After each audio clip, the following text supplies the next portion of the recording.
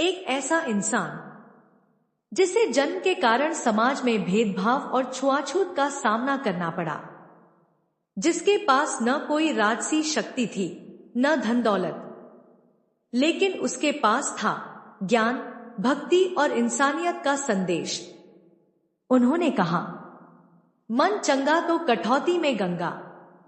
ये कहानी है महान संत और समाज सुधारक संत रविदास जी की। संत रविदास जी का जन्म 15वीं शताब्दी में वाराणसी के पास सीर गोवर्धनपुर में हुआ माना जाता है। उनका परिवार जूते बनाने और चमड़े के काम से जुड़ा था। उस समय समाज में जाति के आधार पर लोगों के साथ भेदभाव किया जाता था। रविदास जी ने बचपन से ही इस भेदभाव को करीब से देखा, लेकिन उन्होंने परिस्थितियों को अपनी पहचान नहीं बनने दिया। उनका मन बचपन से ही भक्ति, सेवा और मानवता की ओर आकर्षित था। रविदास जी ने अपने पारिवारिक काम को कभी छोटा नहीं समझा। वे मेहनत करते थे और साथ ही ईश्वर की भक्ति में लीन रहते थे। उनकी सोच बिल्कुल स्पष्ट थी। इंसान की महानता उसके जन्म से नहीं, बल्कि उसके कर्म और चरित्र से होती है। वे लोगों को प्रेम, समानता और भाईचारे का संदेश देते थे।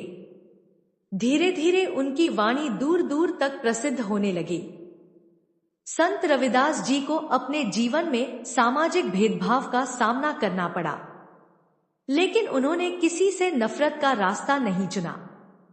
उन्होंने अपनी वाणी के माध्यम से उस व्यवस्था पर सवाल उठाए जिसमें इंसान को इंसान से ऊंचा नीचा समझा जाता था। उनका संदेश था, सभी मनुष्य बराबर हैं। उनकी भक्ति केवल पूजा तक सीमित नहीं थी, वह समाज में समानता और आत्मसम्मान की आवाज बन गई।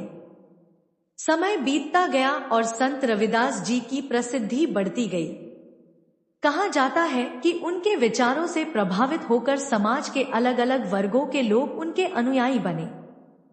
उनकी वाणी ने आम लोगों से लेकर राजघरानों तक को प्रभावित किया।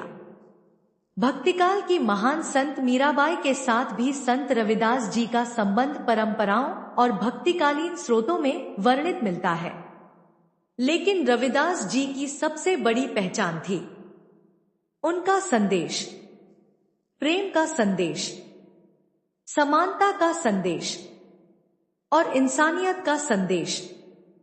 संत रविदास जी ने एक ऐसे समाज की कल्पना की जहां कोई दुखी न हो, कोई भेदभाव न हो और किसी को जाति